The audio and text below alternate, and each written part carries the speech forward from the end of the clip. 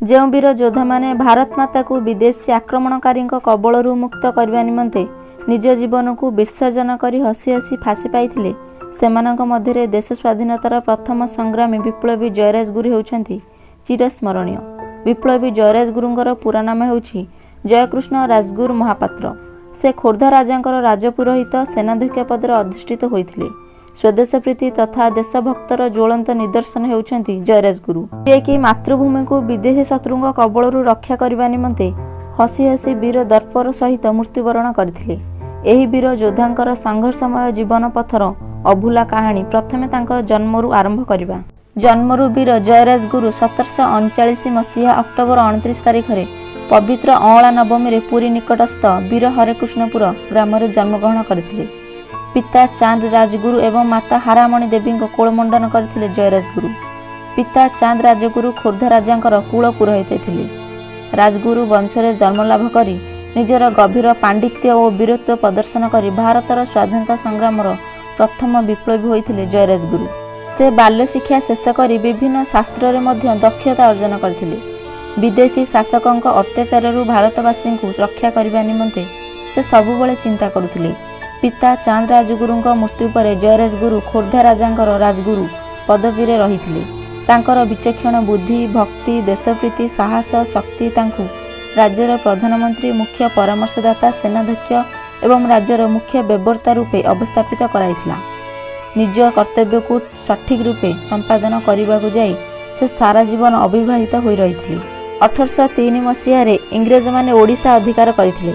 ଏହି ସମୟରେ ଖୋର୍ଦ୍ଧାର ରାଜା ଦିବ୍ୟସିଂହ ଦେବଙ୍କର ମୃତ୍ୟୁ ଫଳରେ ତାଙ୍କର ନାବାଳକ ପୁତ୍ର ମୁକୁନ୍ଦ ଦେବ ଖୋର୍ଦ୍ଧାର ରାଜା ହୋଇଥିଲେ। ନାବାଳକ ଶାସକ ଯୋଗୁଁ ଅଭିଜ୍ଞ ରାଜନୀତିଜ୍ଞ ଜୟରାଜଗୁରୁଙ୍କ ଉପରେ ରାଜ୍ୟର ସମଗ୍ର ଭାର ଲଦି ହୋଇ ପଡ଼ିଥିଲା। ଇଂରେଜମାନଙ୍କ କବଳରୁ ଦେଶକୁ ରକ୍ଷା କରିବା ନିମନ୍ତେ ଜୟରାଜଗୁରୁ ସଂଗ୍ରାମ ଆରମ୍ଭ କରିଥିଲେ।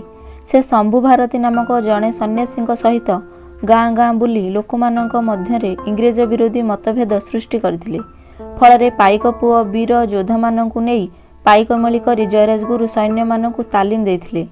2000 ସୈନ୍ୟ ସାମନ୍ତଙ୍କୁ ଧରି ସେ କଟକର ବାରବାଟୀ ଦୁର୍ଗକୁ ଚାରିପଟୁ ଘେରାଇ ଇଂରେଜମାନଙ୍କ ଉପରେ ଆକ୍ରମଣ କରିଥିଲେ, ଯାହାଫଳରେ ବହୁତ ଇଂରେଜ ସୈନ୍ୟ ମୃତ୍ୟୁବରଣ କରିଥିଲେ ଏବଂ ଇଂରେଜ ସରକାର ଜୟରାଜଗୁରୁଙ୍କ ସହିତ ଚୁକ୍ତି କଲେ। କିନ୍ତୁ ଚୁକ୍ତି ଅନୁଯାୟୀ ଇଂରେଜ ସରକାର 4 ଗୋଟି ପ୍ରଗଣା ଫେରାଇବା ପାଇଁ ରାଜି ହେଲେ ନାହିଁ। ଫଳରେ ଜୟରାଜଗୁରୁ ବୀର ଯୁବକମାନଙ୍କୁ ନେଇ ବରୁଣେଇଗଡ଼ରେ ଯୁଦ୍ଧ ପ୍ରସ୍ତୁତିରେ ଲାଗି ପଡ଼ିଲେ। ସେ ମରହଟ୍ଟା ଏବଂ ନାଗପୁର ଭୋଁସଲାଙ୍କ ସହିତ ମିଶି ଇଂରେଜମାନଙ୍କ ବିରୁଦ୍ଧରେ ଗୁପ୍ତ ମନ୍ତ୍ରଣା କଲେ।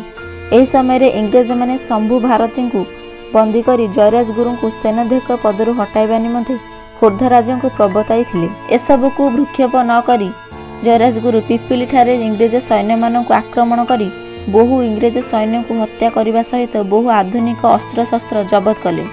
ଏହି ପରାଜୟ ଫଳରେ ଇଂରେଜ ଶାସକ କଲିକତାରୁ ଦକ୍ଷ ସୈନ୍ୟମାନଙ୍କୁ ଆଣି ଖୋର୍ଦ୍ଧାଗଡ଼ ଆକ୍ରମଣ କରିଥିଲେ। ଯୁଦ୍ଧରେ ଖୋର୍ଦ୍ଧାଗଡ଼ର ଗଗନ ପବନ ପ୍ରକମ୍ପିତ ହେଲା। ଶହ ଶହ ବୀରମାନେ ଭାରତ ମାତା ପାଇଁ ପ୍ରାଣବଳି ଦେବାକୁ ଆଗେଇ ଆସିଲେ। ବରୁଣେଇ ପାହାଡ଼ ଉପରୁ ଅଗ୍ନିବର୍ଷା ପରି ଶର ନିକ୍ଷେପରେ ଶହ ଶହ ଇଂରେଜ ସୈନ୍ୟ ଧରାପୃଷ୍ଠରେ ଟଳି ପଡ଼ିଲେ। ଏହି ସମୟରେ ଖୋର୍ଦ୍ଧାଗଡ଼ର ମହାରାଜା ମୁକୁନ୍ଦ ଦେବଙ୍କୁ ସୁରକ୍ଷା ନିମନ୍ତେ ଗୁପ୍ତ ସଡ଼ଙ୍ଗ ବାଟ ଦେଇ ପୁରୀର ଗଙ୍ଗାମାତା ମଠକୁ ପଠାଇଦେଲେ ଜୟରାଜଗୁରୁ। ଯୁଦ୍ଧରେ ରହି ମଧ୍ୟ ଜଗନ୍ନାଥଙ୍କ ପରମ ସେବକ ଏବଂ ପରମ ଭକ୍ତ ଜୟରାଜଗୁରୁ ମହାପ୍ରଭୁଙ୍କ ସେବା ନିମନ୍ତେ ସଚେତନ ଥିଲେ। ସେ ମହାପ୍ରଭୁଙ୍କ ଭୋଗ ନୀତି ନିୟମ ପାଇଁ ନରୋତ୍ତମ ଦାସଙ୍କ ପାଖକୁ ଏକ ପତ୍ର ଲେଖି ପଠାଇଥିଲେ। ବରୁଣେଇଗଡ଼ରେ ଯୁଦ୍ଧ ଚାଲୁ ରହିଥିବା ସମୟରେ କେତେକ ଦେଶଦ୍ରୋହୀଙ୍କ ସାହାଯ୍ୟରେ ଇଂରେଜମାନେ ଗଡ଼ ମଧ୍ୟରେ ପ୍ରବେଶ କରି ଜୟରାଜଗୁରୁଙ୍କୁ ବନ୍ଦୀ କଲେ। ଏହାପରେ ମହାରାଜା ମୁକୁନ୍ଦ ଦେବଙ୍କୁ ମଧ୍ୟ ବନ୍ଦୀ କରି ବାରବାଟୀ ଦୁର୍ଗରେ ରଖାଗଲା। ଏହାପରେ ସେମାନଙ୍କୁ ମେଦିନୀପୁର ପଠାଇ ଦିଆଗଲା। 1806 ମସିହା ଡିସେମ୍ବର 6 ତାରିଖରେ ମେଦିନୀପୁରର ବାଘିତୋଟା ନାଳ ପାଖରେ ଥିବା ପୁରୁଣା ବରଗଛ ଡାଳ ଦୁଇଟିରେ ଜୟରାଜଗୁରୁଙ୍କୁ ବାନ୍ଧି ତାଙ୍କୁ ଜୀବନ୍ତ ଅବସ୍ଥାରେ ମଝିରୁ ଚିରି ଅତି ନିର୍ମମ ଭାବରେ ହତ୍ୟା କରାଯାଇଥିଲା।